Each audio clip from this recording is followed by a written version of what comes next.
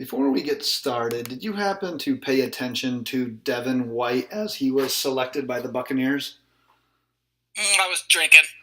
Oh, so his name was selected and he went to kiss the girl that was next to him and Oh, she turned her head. Did you happen to hear about that, read about that, see I that? did see the video. I did see the video of that. Do you know who that girl is? No idea. It ended up being his sister. Really? Doesn't that raise more questions than if it would have been like a scarred girlfriend? Oh, I wonder. That's really fucked up. I don't know what's happening. We can break that down. We can break down the rest of the draft. But before that, whoa, let's get loaded. Because Wow. this is the Loaded Box Podcast.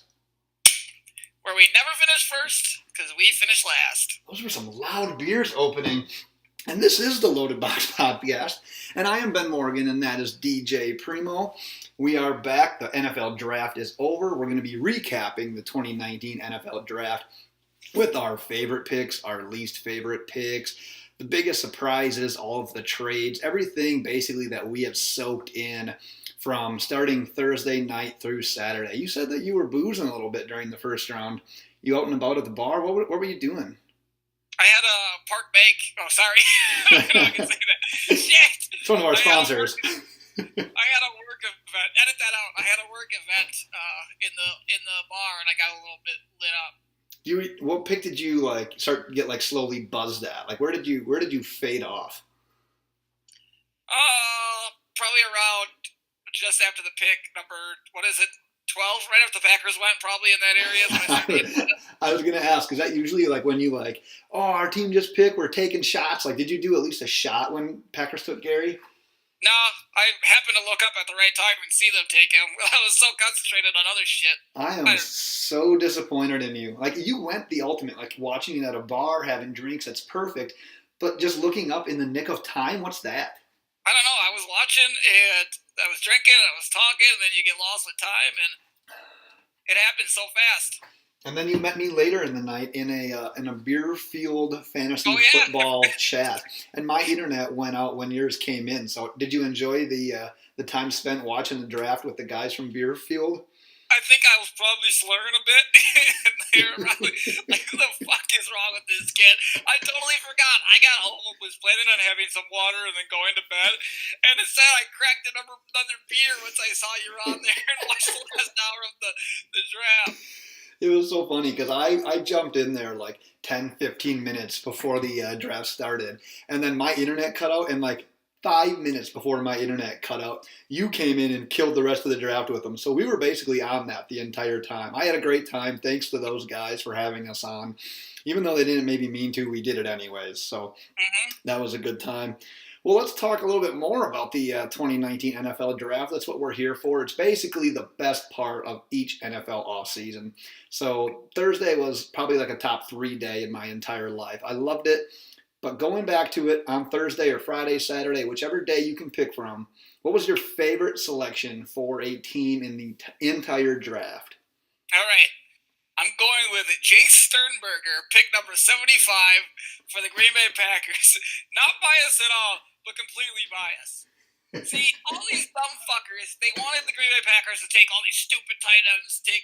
I can't even remember one guy, fucking Hawkinson, and the other one was Noah Fott. It's take the tight end, take this tight end. I told you they weren't going to take a tight end. They got just as good of a tight end, if not a better receiving tight end to plug into this lineup in the third round, and he was I think it was a high second round draft slot in there, or I projected a high second round somewhere in that area. They got him in the third. So the guy with an early second round grade and has potential to impact Eifert and Ertz, and then you combo that with Jimmy Graham, that's more where you're going to take that tight end is third round with their fourth pick in the draft, and with a guy who I think is just as good as the first two guys that went. I get what you're saying, but it really goes against everything you've ever stood for. The Packers took a tight end. I almost texted you when it happened and said, dude, are you going to become a Lions? No, not even a Lions fan, because they took one in the first round. And not a Vikings fan, because they took one in the second or third. So a Bears fan. Were you going to become a Bears fan? I almost texted you. Just Never. It goes against what you typically stand for. So I get it. Did you know who that was pre-draft? Jay Sternberger? Yeah. Before the draft night, I knew it was. Yeah. I just wanted to double check that you just weren't being. I mean, you even said it was the not biased pick. So I just wanted to double check. It was biased, but yeah, fuck it, Fair enough.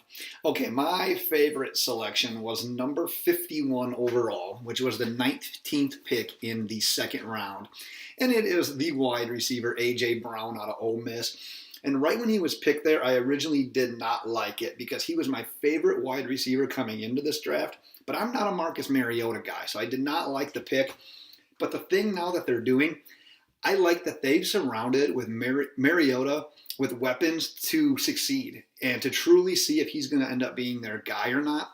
Because we're literally getting like close to make or break point with Mariota. Like they got to decide if he's the guy or not. So you've got A.J. Brown, my wide receiver one of this year. You got Corey Davis, my wide receiver one of like 3 years ago. Derrick Henry, Jonnu Smith, a solid pair of offensive tackles. If Mariota can't get it done now, you literally have to consider going in different directions. You don't fall into that quarterback trap that like the Dolphins went into and said for 7 years, is Ryan Tannehill our guy? You don't want that as a Titans fan with Marcus Mariota. So they've done enough with him on offense. That's a great like skill set of offensive players. He needs to get it done right now or he's not their guy. I think that Tannehill might actually be better than Mariota. I just don't buy into this Mariota shit anymore. Like, I'm done with him. He's just not good enough. I don't think he'll ever put it all together at this point. I think Tannehill might be the way to go. Like, if he got that pressure on him, he loses the first couple of games, Tannehill's ready to come in. Shit, no, he might start at the beginning of the season. Who knows? Well, the nice thing for Titans fans that are on the same path that you are on with that kind of mindset, after week one, Mariota is questionable at best. Yeah, so Tannehill's probably probable for week 2 at this point, so you're not going to have to wait long. Yeah. I immediately hated that pick. I'm like, really, another one of my favorite receivers is going to go to the Titans. Like, I'm just become a freaking Titans fan here, but they're surrounding him. They're making it happen. Like, if you can't get it done with these guys, you're just not going to get it done, and you're not going to be the guy. I was at the point where I thought anybody taking A.J. Brown in that second round was going to be a good pick. Obviously, the team fit might not be good for fantasy people, but anybody taking him was a good fit just because he's such a good. I wanted the Packers to just sneak up and grab him. I would have been so happy. I thought they were. I was getting ready to text you. I was so pissed. I was like, the Packers are going to sneak away with A.J. Brown in the second round. I thought for sure. All right, so that was your favorite. What was your least favorite pick from the first round? And we're going to exclude Daniel Jones from this conversation because we're going to talk about him a little later. All right, so this is easy. T.J. Hawkinson. What was he, number 8, number 9? What was that pick? 8 overall to the Lions. Hands down, Lions are so weak at so many things, and they grab a tight end who solves absolutely zero problems on their team. Zero. I mean, that's all there is to it. They have so many weaknesses, and they grab a tight end. Like, he can't shore up anything. I don't understand it. Do you buy into the fact that Matt Stafford really never got it done with a tight end in the past? They spent a high pick on Eric Ebron in the past. He was basically ignored. He leaves, and literally the year that he leaves, he goes into Indianapolis his first year and leads all tight ends in touchdowns. Like, is that going on to Stafford and the Lions offense, or what do you chalk that up to? Is Hawkinson going to get ignored now? Probably. I mean, I've said this before. I said this last year when just talking about Matt Stafford. Look at the way they play the game. When Aaron Rodgers, Matt Stafford, they want to throw the ball outside the numbers for the receivers. It's just who they like to throw it to. Mm-hmm. So they tend to ignore those tight ends coming down the middle. It's just not their favorite targets. Yeah. It's just not their. It's not their strength. They don't like those easy, I guess, in the middle of the field passes. They like to throw it deep, throw it outside the numbers, make those big splash plays. My nominees for least favorite first round pick were your guy right there, Hawkinson, the Bengals pick of Jonah Williams, the Texans pick of Titus Howard. And I'm going to hate on Titus Howard just because maybe they got their guy. I don't even know who that is. I was like almost angry when they selected him. Like, with all the offensive linemen that were still available, Titus Howard. But the winner for me for least favorite pick of the first round was when the Titans took Jeffrey Simmons. I think it was like 18 overall. Yep. He's a good player. If he's healthy, he's probably a top 15 pick. but he's not going to provide any sort of help this year because of his injury. And then that video comes out. Apparently that video's been out. I've never seen it before. But he's punching this girl that's in a fight with his sister. It's like, holy shit. Like, you don't want a video of you coming out and doing that if you're an NFL player. Like, right now, that's the worst thing you can do. And with the amount of good prospects that are still on the board at 18, even at the defensive line and defensive tackle position, why not go a different direction? Why not go in a safer direction and get a guy that might even make an impact this year? I do not understand that pick, and it's my least favorite for the first round. So one other player that I listed on mine was, and so I can show my unbias, was Rashawn Gary at number 12. Oh, on that. I like the position pick. I liked it a lot. I think I would have preferred Brian Burns. I even said coming in, he was the guy I went way down on, was Rashawn Gary. And all I see coming into it is like, I don't know how to say this, but it was like conditions. Like, he can be good. He can reach his full potential. He has the ability to get there. It's like, well, if he just doesn't want to put in the effort, I don't know if obviously in the all-time crying video, whatever, he was so happy because he's finally going to get paid to do nothing. But it's like, that's the life. I don't know. That's what I'm not excited about. They're like, oh, he has all the tools. He can do this. He has all this. I don't want to hear that. And he's got the questionable shoulder injuries. I don't want a guy. The reason, like the pack. I would say the reason that I'd be okay with that pick is because they did bring in 2 more edge rushers during free agency. So it's not like he's going to have to be a plug-and-play kind of guy. They can ease him in. He can be a third down guy. They can kind of experiment and see where he may or may not succeed. So I don't mind the idea of taking a guy that maybe has that high ceiling, who hasn't reached it yet or who has this untapped potential. But I agree. Montez Sweat was there. Brian Burns, I believe, was still there. There were some good edge rushers that were still available at that pick. So, yeah, so you're not just going to buy into it just because he's a Packer, correct? No, not at all. I like their second pick much better. Nice. Well, let's talk about a different edge rusher. Clelin Ferrell, probably the first shock of this year's draft, went to Oakland at number 4. You think it's a good pick, or are you thinking that it's a reach? Here's what I have to say about that. This is what I got to say about that. I can't hate it at this point just because there are lots of traits with edge rushers that you kind of look for. And you're just looking for that complete package. So if this guy has everything that you like and that's your guy and you're 100% on him, they saw whatever on tape, I'm not going to sit here and be the judge-all, end-all on a defense, a pass rusher. They need one. They got one. Hopefully he works out for them. I'm not going to say it was a bad pick. I can't. I just don't want to. If he's good, if he turns out to be good, then he turns out to be good. I'm just gonna stand on the fence on this one. I feel like this pick got so much criticism, and I think it's partially because of what's kind of surrounding Gruden since he's been there. He's kind of like, I'm going to do it my way, and since other mocks had him going in like the teens to the 20s, and he went at number 4, people were like, okay, we're gonna hate on this pick. And especially because Bosa was the only other edge rusher gone at the time. So you had just the whole plethora of people that you could choose from. But if Ferrell was their second-ranked edge rusher, you're going to get a nice pass rusher. You're going to get a guy that's solid against the run. He probably has the safest floor at edge rusher outside of Bosa. So Josh Allen was available. Sweat was available. Gary was available. Burns was available. They all seemed, according to a lot of the mocks, likely to go either ahead of Ferrell or right around that same area. But the Raiders got their guy. They didn't have to mess around with the trade. They didn't have to risk another team sliding in and getting that. So I like the pick. On my recap and grade article that I did on loadedboxpodcast.com, I gave it a B+. And I think I would have given it a higher grade if they actually could have traded back a little bit into the first round and then still got him. But they took the safe way. They just got their guy. They didn't mess around with the trade.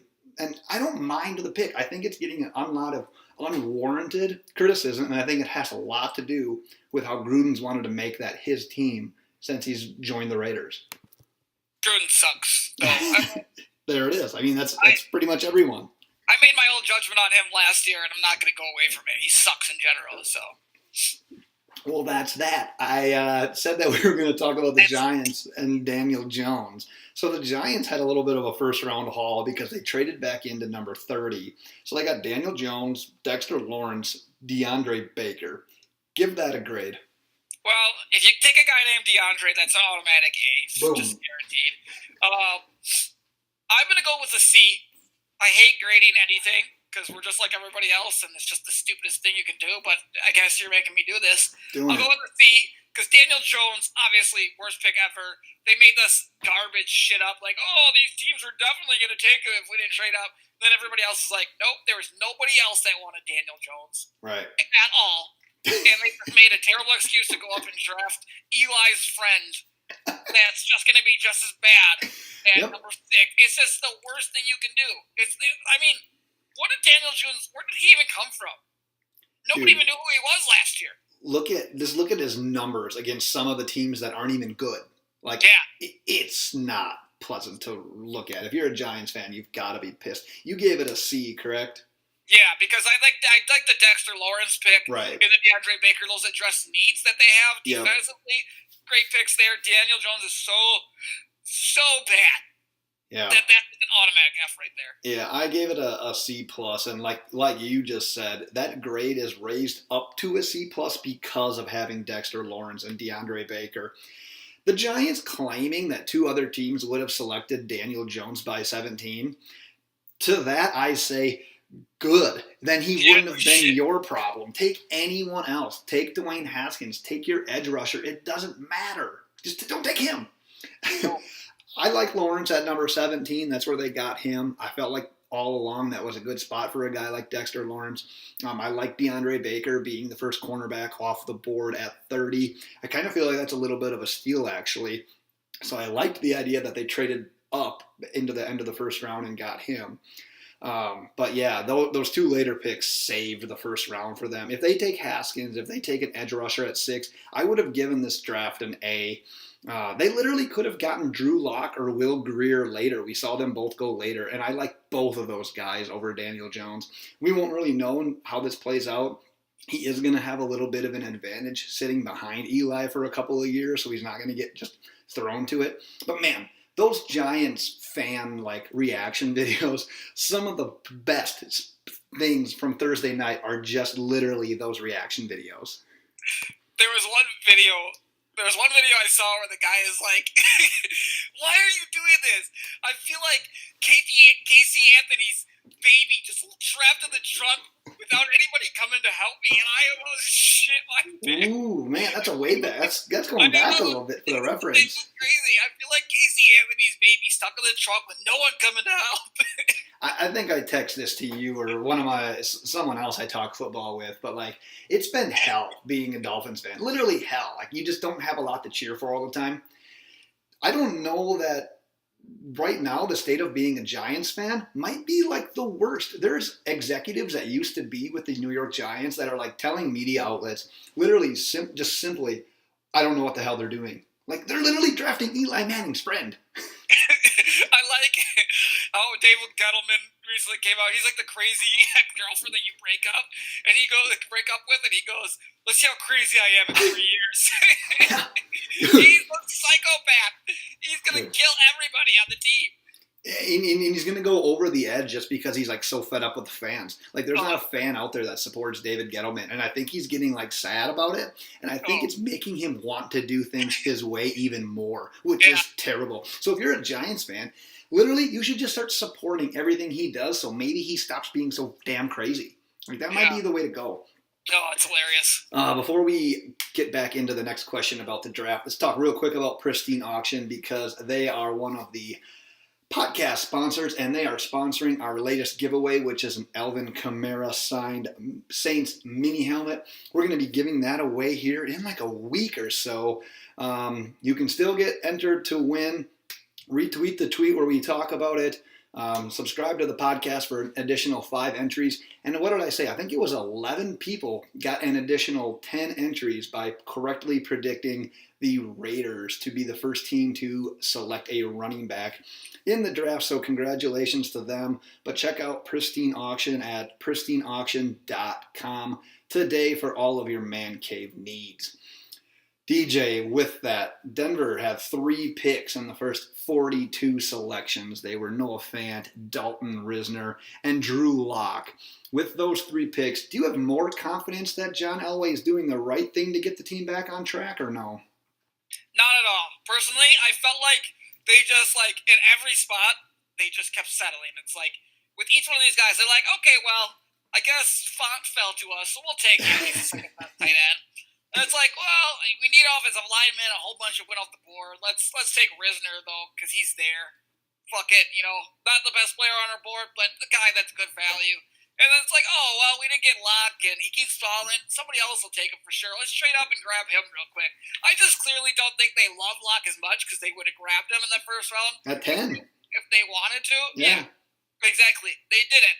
They still took the offensive lineman before that. Still didn't take the quarterback there when they could have. And trade up for a Risner. Like, it's just, to me, it was settle. We're getting good value here. That's not taking the guy you want. That's taking the guy that's there. I have not considered that angle. I'm a little bit different in my analysis, but I think that's funny and it's sort of true. Like, it did sort of feel that way. Like, now that you mention it, I was super surprised when they traded number 10. And I was even more surprised when Drew Lock was on the board at 20 and they decided to go with Fant. That one really threw me off. I was not a huge fan of that pick. But then they got the back-to-back picks early in the second. They got Risner, who at one point was kind of mocked in the upper first round, and then you saw some people, not upper first round, but the first round, and then you saw him kind of trending back into the second round as we got a little bit closer to the draft. And then they got Locke, and they basically have an offensive core now with Fant for the future. I'm sort of warming up to those 3 picks, especially when you consider last year when they drafted Cortland Sutton. They drafted Deshaun Hamilton last year. They ended up taking not a high pick, but a mid-range pick with Royce Freeman. And then Phillip Lindsay came out of nowhere, and now they have a pretty legit backfield as well. So it's like they have a core of good young guys, or actually drafted young guys with potential. But it's kind of like you said, it's like the team in the NBA that has a big 3, but it's like the second tier or third tier of big 3s. Like, they have these big name guys, but they really haven't proven anything yet. So I guess I'm kind of a mix in, yeah, Elway didn't reach for Locke and he ended up getting him anyways, and he got people that can help and form a core. But yeah, I kind of like the way that you worded it. It's almost like he kind of settled into every single one of those. Did you just blow a snot rocket? I know this is having a little bit of issues. They snuck in some snot. I'm so glad that we're podcasting today because I have a feeling you're going to be sick tomorrow. You look like you're going to come down with something. No, I'm not sick ever. I don't know. Here's the capper, though.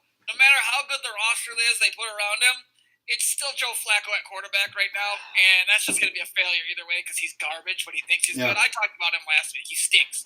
But, they suck. Here's what I'm going to say. I think, Flacco's going to start and everything. At some point, Drew Lock's going to garner the starting spot at some point in the season. If I put an over-under on week 10 for Drew Lock making his first start, where are you going? I say over. Oh, really? So you're thinking late season if it happens at all? I don't think it'll happen at all. I think Joe Flacco's too much of a bitch. They won't rush Drew Lock into it. No, they'll let him sit. They'll play the whole season unless he gets hurt. Fair enough. The highlight of day 2, so Friday night of the draft, at least in my eyes, Joe, I was going to say Joe Rogan. Josh Rosen dealt to the Dolphins. Who do you have as the winner of the Rosen trade, the Cardinals or the Dolphins? And that sneeze is brought to you by NyQuil. Bless you. Thank you. I had to get that off my chest. So, the winner of that Josh Rosen trade, are you okay? I'm okay. Just doing your inner Quinnen Williams there. Ben's working out here. He's standing up, walking around during this podcast, getting some exercises in. Yep. It's like he's got some weird polo going on. I don't like that. I don't like the polo thing. You're too fancy for this podcast. It really is. It really Take is. your shirt off next time or something. Don't wear that polo shit. I'll undo one button, get a little chest hair out. Here's what I think. I think this is the best move I've ever seen Miami make in the entire history of you being a fan. I've seen. Because before last year, I thought Josh Rosen was the best quarterback of all the quarterbacks getting drafted. You know what? I still think he is. I'll put my life on the line. He was playing on the worst goddamn Sam Bradford. Did everybody see what Sam Bradford did in the first few games he tried to play? He couldn't even get a goddamn pass off. And this was the guy who was like the queen, whatever he wants to be, of dumping it off and passing percentage. He couldn't even do that. Like, he couldn't do it. David Johnson couldn't get going. He had 10 touchdowns, or some amount of touchdowns that was not terrible fantasy football-wise, but his production just wasn't there because the offensive line is so bad. Right. Guess what they didn't add, like, at all in this freaking draft? Offensive line help. Offensive line help. Kyler Murray, I can't wait.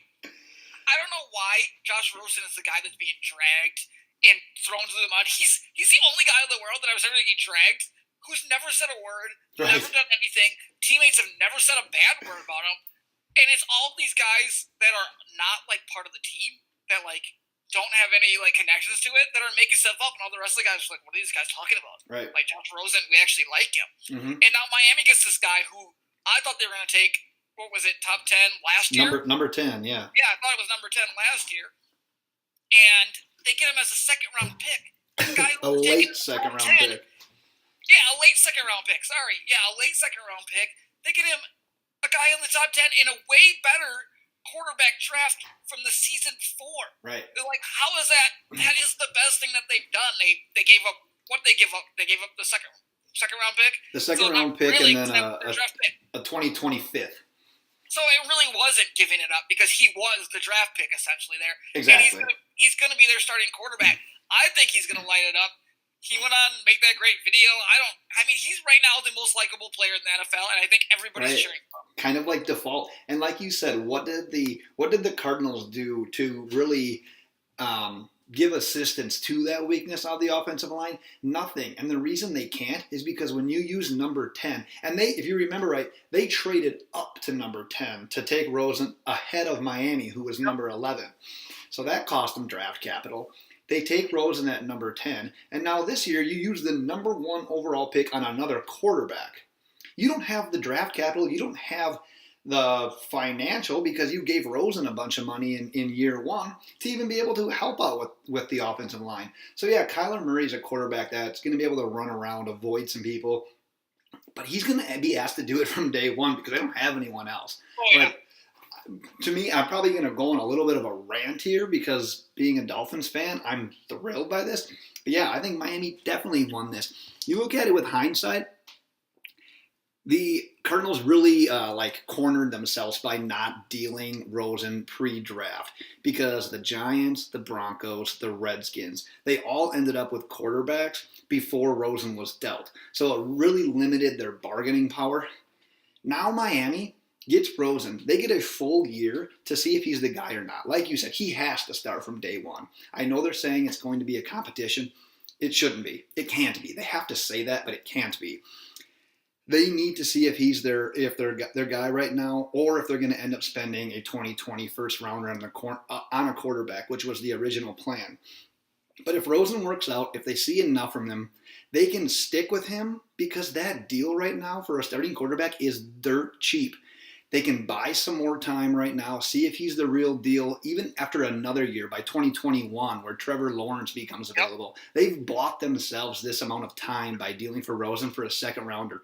Totally worth it. Like I said, no reason he doesn't start day 1. You need to see if he's going to end up being your future guy or not. They have, if the compensatory picks go the way everyone thinks it's going to be, they're going to have 14 draft picks next year. It's going to be ridiculous. They're going to have a whole new team based on these last couple of drafts and then what they can do in 2020. You brought up the idea, you even said to me on Friday morning, you're like, dude, Dolphins have to trade for Rosen, right? It just gives them so many outs. If you're a poker player, you want outs. The Dolphins basically just doubled down and just got a bunch of outs. They just got a ton of outs by trading a late second rounder for Rosen. Love the deal. Like you said, probably the best deal they've made since I've been a Dolphins fan. I know, and I hate it because I hate the Dolphins, but I really want Josh Rosen to succeed. And I had some more I was going to say, and I forgot because I am stupid. But I don't know. Well, I want to know what I was going to say, and it's starting to frustrate me at this point because I hate the point. But going on something you said earlier, it's funny because Rosen did have that stigma where people just hated him for whether it was when he was a freshman at UCLA, he had the hot tub in his dorm room and the girls coming by, and he made some like kind of like cocky comments here and there. People kind of he kind of rubbed people the wrong way, but he's done this total flip now where like the Cardinals, like you said, he kind of got drugged through the mud. Like people are like blaming him, but his teammates, like David Johnson, standing up for him, Fitzgerald, Christian Kirk, they're all standing up for him and saying, "Dude, this guy's going to be good. We wish him nothing but the best." And it's like, who are these people that were hating on Josh Rosen? And because of that, he's become really likable. So this is what I was gonna say. I used to love Steve Smith, but his ignorant. I know you're a football player. You play football, Steve Smith, but that ignorant rant that everybody said they loved that you went on, and I saw people. What is he talking about? He's not going to be able to compete. Josh Rosen said this himself. I mean, if you are so blind as to see they drafted him as a first-round pick and then drafted another guy the next year as the number 1 pick. Are they going to give Josh Rosen a chance to compete and win the quarterback? And then he does, and then they have Kyler Murray as the backup, who was their first pick, admit that they made a mistake? Zero chance. They're not going to do that, Steve Smith. You're an idiot. Yeah. This is not a wide receiver position. Right. There's not 5 other wide receivers that you can get on the field and do something. This is one spot. They took a guy, number 1, the year after they took a guy in the first round, and they were never going to give that guy a chance. Probably Rosen would have outplayed him in training camp, and then it would have looked terrible because they were going to try Kyler Murray no matter what. And then let's imagine Josh Rosen is there, and Kyler Murray's playing like shit. Then everybody wants fucking Rosen out there. Right. What other kind of issues do you have? It would be the dumbest thing ever. The Steve Smith rant was stupid. The whole made up philosophy or whatever that was put on Rosen was ridiculous. And he never did anything wrong or said anything wrong throughout this process. The whole stigma on him was that he was too smart, Aaron Rodgers, and had their other interests, Aaron Rodgers. He has the Aaron Rodgers brain, and people don't like that he might be smarter than them in the same room. Yeah, exactly what you said earlier in that last portion was, yeah, you can't have 2 top 10 quarterbacks in back-to-back years in that same room. Is it good for competition? Sure. But yeah, what happens when the guy from last year who actually has some NFL experience beats out and literally plays better than Kyler Murray, which he probably would after training camp and preseason? You have a hell of an issue on your hands. It's different than when the Redskins drafted RG3 and then came back like 2 or 3 rounds later with Kirk Cousins as kind of like an emergency backup plan. Yeah. That's different. That's not 2 top 10 guys in back-to-back years. It's a totally different situation.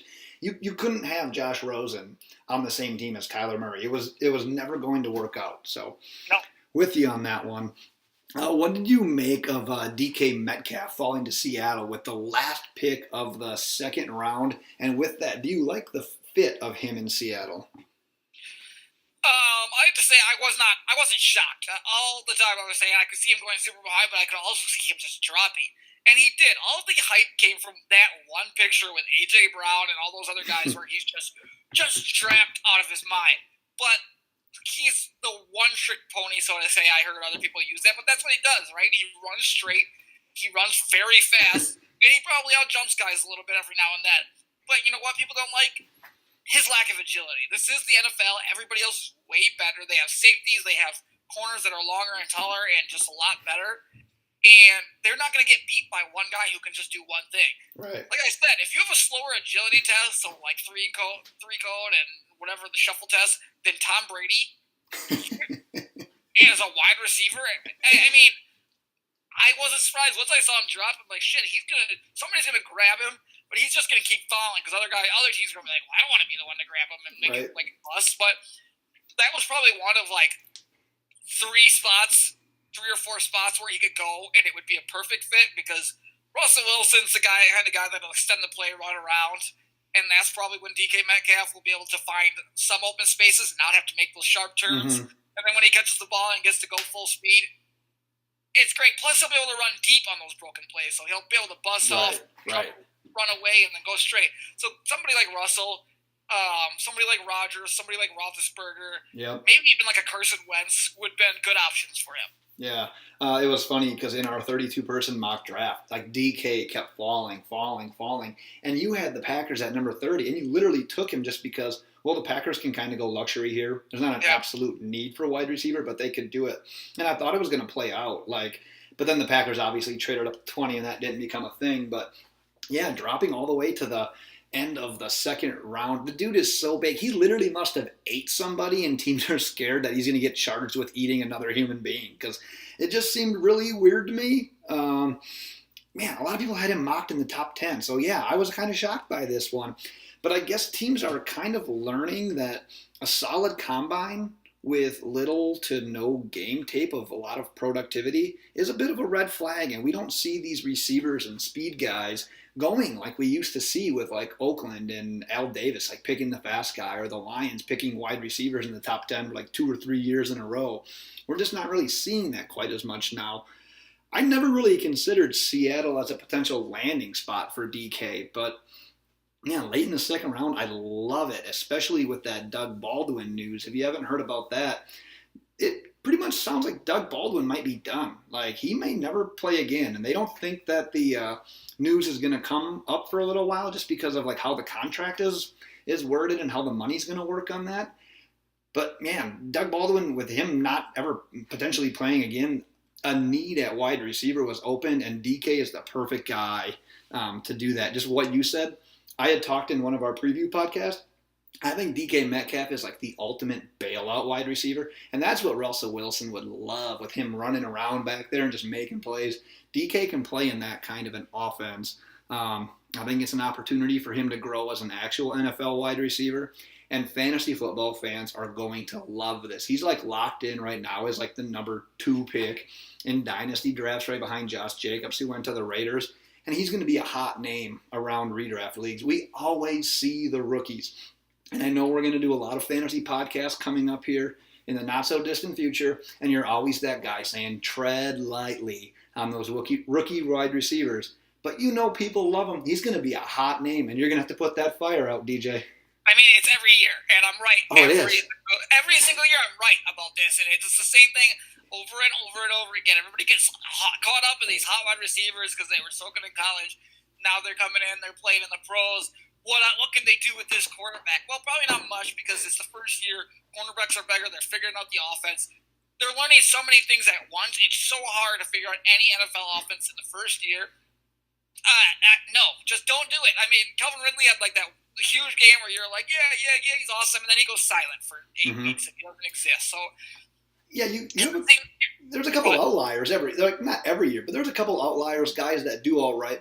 That receiver class with like Evans, Odell, Jarvis, Adams, that kind of ruined it. Like, that made people so hot on them. But more often than not, you're right. That was such an outlier year. You are right on that more often than not. What about Tyreek Hill? How has he not been kicked out of the goddamn NFL? That's interesting, because Tyreek Hill has been someone that we have continued to bash on this podcast. And I think our bashing for Tyreek Hill, well, my bashing has been because he's not the guy that you want week to week as a starter. Your bashing he's not the guy you want as a week to week starter. Plus, he's the second worst human being in the world behind Martellus Bennett. Greg Hardy. He is a terrible dude. I've been saying it from the beginning. You can just kind of tell, because shit just keeps coming out about him, and they just keep ignoring it. Now you can't ignore it. Now you realize how big of a piece of shit this guy is. Like, not only is he a crappy wide receiver, but he's that's bold. Person. He's just a terrible person. It's just garbage. Like, kill him. Kill him. He doesn't belong on this earth anymore. You should be terrified of him. I'm not scared of him. I'll take his ass. All 5'7" of him. He's probably my height right now. I'll fight with Tyreek Hill. Those are the questions I had for the draft. What else do you have? Do you have any other situations? Do you have any players? Do you have any teams? What do you have? Do you have anything? I thought I would come up with something as we went, but I was so busy trying to put pepper in my nose to sneeze that just so I could say, bless you, thank you. And then, like, if you're a person in the world who's seen that video and doesn't sneeze and then say bless you and thank you out loud, you know what? Then go fuck yourself. We all have to do that. We all have to do that. While you're kind of looking around, I have one thing that I didn't bring up right away. But it was the fact that the Falcons stayed at 14, took an offensive lineman, traded back into the late first Okay. with Greedy Williams on the board, with Byron Murphy on the board, a lot of good players, and took Caleb McGarry, another offensive lineman. I get it. You need to protect Matt Ryan. He's getting a little bit older. You want to win now. But doubling down on two offensive linemen sometimes take a little while to get going. Like that's like you build from the inside out. I think it's almost too late for that team to build from the inside out the way that they're built right now. Did you see? That's what I was just going to bring up. That's funny you went to them. Did you see what they said? What somebody, a scout or something, said about Caleb McGarry? I did not. Apparently, he's like they were talking about how awkward and like socially weird he is. Oh, Jonathan Martin all over again. Like really uncomfortable, and they said not racist, but it almost made it sound like he's actually kind of racist. Oh. And he like doesn't being around people. Apparently, they were playing music. So this is how the quote went. They were playing music in the locker room, and it was like supposed to be country day, and somebody played hip hop. He cut the chords, and apparently the quote said one of the blacks got really mad. What? And then it said then all the whites got really mad, and all the blacks and the whites, so they were like just calling people colors or whatever. But apparently this Caleb McGarry guy is just a really awkward dude, so that's kind of interesting. That'll fit in well in Atlanta. Yeah, right. And the other thing I was going to mention is I was actually on Beerfield's live stream of the draft for that last hour, and you went away. That last pick, N'Keal Harry, the Patriots. I was on record. I don't even know if I'm on record of saying this, but I wasn't a big fan of N'Keal Harry. I know I said that, but I actually said to a buddy of mine, I was like, I emailed him and I said, I have a new person I hate, N'Keal Harry. This was before he got drafted by the Patriots. This isn't me just being a hater. I think he's not going to be good at all. Like I just don't think he'll be able to separate. I think his size isn't going to work into his advantage in this situation. I don't think he can get off guys up the top of the routes. I think cornerbacks are just going to be like standing around him. Like I think he's going to struggle to get open ever. I don't think N'Keal Harry is going to be a good draft pick. Everybody wants to crown the Patriots because Belichick is such a good drafter when he's not. Like if you go back and look at some of his earlier picks and how they flame out, it's just not that good. It's just not true. He actually turns guys coming from other teams into good players more than actually being a great drafter. That, and I think he hits on a lot of mid-round guys. Like I think that's kind of like their MO. Yeah. The reason that Harry is going to end up being such a high pick, especially in dynasty drafts, though, obviously Hogan's gone, Gronk's gone. You need to add in additional people. They got Damian. What's his name? The running back from Alabama. Regardless, Damian Harris. Yep. They brought him in. Obviously, he doesn't play receiver, but they needed people on the outside after losing Hogan and Gronk. And I think with the uncertainty that's around Josh Gordon, like it's likely he may not play again this next year. They're gonna have to throw somebody in there. And the fact that you're throwing it into the New England Patriots offense with Tom Brady, even if he's not the best, we've seen quarterbacks like Tom Brady turn these receivers into something. So he's going to be a hot name. It's almost inevitable. Even if you don't like him as a player, he's still going to end up warranting like a high draft pick, especially in a dynasty league, because of the fact that he landed in that situation. Like that's just how it's going to be. The issue with N'Keal is he's not really that slot tough guy either. Like he's in the position that Tom Brady is the weakest at. True. Like that. Where Tom Brady struggles at nowadays the most. He wants to get the ball to a guy like Edelman and his tight ends. Like that's where his strength is in that middle area of the field. I just don't think N'Keal Harry can get away and do that thing, and I just don't like it. I don't like that fit with the Patriots. I was right about Sony Michel being good for the Patriots last year. I'm going to be right about N'Keal Harry being really bad for the Patriots this year. If I told you that the Washington Redskins won the first round by taking Dwayne Haskins at 15 and then trading up to 26 to take Montez Sweat, would you get behind that, or do you think a different team owns that? Unfortunately, I could actually get behind that. Like that's kind of a wild thing to say, but Dwayne Haskins is much better than Daniel Jones. Got him at 15. I think he's the best quarterback in this draft class. I don't think it's really that close. I think Kyler Murray's going to suck, but that's ridiculous. The funniest thing, too, like, name another Redskins draft pick over the last couple of years. Like, who the hell? They've done such a terrible job drafting, I feel like. Darius Geis, I guess. They got Geis, but it's like, other than that, they got Josh Doxson a couple of years ago, and he's turned out to really be nothing. But yeah, with Haskins falling to him, another situation where there's no pressure to come in and be that guy right away. Just don't get fat on the bench. That's probably like the biggest issue with him. And then you get a guy who a lot of people had in the top 10 of mocks in Montez Sweat at number 26. That was probably my steal from the first round. And it fills a position in need. It's best player available. I gave the Redskins literally like the best combined grade in round one. I think they won it. So we figured out who made up Montez Sweat's heart condition then. Yeah, it was definitely Dan Snyder and the Redskins. 100%. That is definitely something they would do. They get in players that are very controversial, and they make up conditions in their physicals. That's a Dan Snyder move, man. He's getting desperate. That's what they do.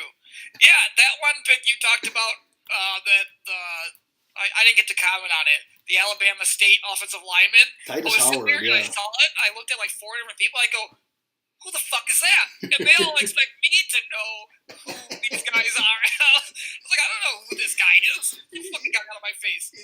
In the first round, if you take a guy and ESPN instantly cuts to footage that's in standard definition, I feel like you might have made the wrong pick. Texans, they actually might be the biggest loser of the entire draft. Like, the entire draft. I saw Elliot Chris kind of outline how they fucked up. If you want to go check that out, go check out Elliot Chris. I don't know his Twitter name. It's only got one L and one T, I think, in his name because he doesn't know how to spell it. So remember that. But go check it out, what he says about the Texans and how big of a miss they had on the whole offensive and defensive side of the ball to help Watson out. They completely whiffed throughout the entire draft. Yeah, they went with another offensive lineman in round 2 as a kid out of Northern Illinois, and they had 2 picks in a row, and they ended up taking a cornerback as well. So I like the idea that they're protecting Watson. Like, they're bringing in offensive linemen, but really, like, Titus over, like, Juwan Taylor was still there. What happened? Yeah. Like, Juwan Taylor, I had him, like, mocked a couple of times to the Jaguars in the top 10. Jaguars stole him with the 3rd pick in the 2nd round. There's another guy that just kind of fell. That was wild to me. I don't understand. And San Francisco's just getting every wide receiver in the world, huh? Yeah, Deebo Samuel, Jalen Hurd, whatever it is. And then all the wide receivers from last year, and Pettis, and yeah, they're loading up there. Yeah, they're trying to make a move here. So, oh gosh, you have anything else you want to wrap this up? Talk about a little Game of Thrones, and I think we can call it good. Okay, so my take on Game of Thrones is, and I don't want to give any spoilers, but all spoilers all the time. How mad will the audience be if I told them I've never seen a single second of Game of Thrones? I don't know. Have you seen a second at all? No seconds. Oh my god, it's incredible. I'll watch it like 10 years from now. Like, I'm watching The Wire right now. That's like a decade plus old show. So I'm going to get to it 2030 to 2035, I think. I mean, Game of Thrones is... People hated that episode. I had one of our buddies, Dustin Sheehy, texting me all night last night today. He is just tearing that episode apart. Oh, I almost want you to just jump in and watch one of the couple episodes just so you can comment on what's going on. I think it would be hilarious. I think you watching last week's episode and then trying to do a recap of it would be the funniest thing of all time because it was fucking crazy. That would be good. I've heard great things about it, but when people like tell me like the basis of the story, I'm just like, it doesn't sound like a Ben Morgan show to me. Oh, I thought that either. I think you're kind of smart, but like dumb in these ways. I just don't think you'd get it at all. I think you wouldn't be able to follow like all the different like plot lines and all the different family ancestry lines and the incest and all that stuff. You'd get so lost. Lots of incest. Whoa, I didn't know about this. And I also was told that there's a ton of characters, and I'm bad with names in general. So I struggle. I've seen The Office every episode like 6-7 times probably. I still struggle to find like not Daryl, but the other big black guy. Like, I'm drawing a blank on his name right now. Stanley. There it is. See, like, I'm so bad with names. Oh my god, there's so many names. I could probably name like 1,000 people, and it still wouldn't be all. Khaleesi. I could name all the dragons. Khaleesi. Yeah, her name's Daenerys Targaryen, but she's also Khaleesi. Oh my gosh, This is too much. She's also Breaker of Chains. She's also Mother of Dragons. Got a lot of names. Check back with us the year 2030. I guarantee I will be caught up on Game of Thrones. Well, you know what? You're coming here next Sunday? Yep. So you actually are going to have to watch the next episode of Game of Thrones with me. So, you know what? Game of Thrones recap coming up next week with Ben, who never watched a single episode. Get your popcorn ready. I'm pumped. So, yeah, you did the spoiler. I kind of forgot about that. We're going to be podcasting live next week. Yeah. Topics are obviously on the table, and Game of Thrones recap via me, who have never seen a single second of one, is going to be one of them. So I hope you're ready to stay up late because I'm going to be touching your butt. All right, so I canceled those plans. Anything else, or are we calling it a day? Let's call it a night. All right. As always, check us out on Twitter at LoadedBox. Check out the website, loadedboxpodcast.com. Very soon here, we're going to be having some fantasy rankings. We've got our podcast there. We've got our blogs. We've got every single thing that you need there. Next episode, we're going to be recording Sunday. We're going to be looking live. I'm going to be with DJ in that man cave that you can see with all the Aaron Rodgers stuff that I'm probably going to end up trying to set on fire, and then he'll have to replace it by going to pristineauction.com where you can get all your man cave items. Check us out on iTunes, Spotify, Google Play, YouTube. Subscribe, rate, review. DJ, send us out. Bye.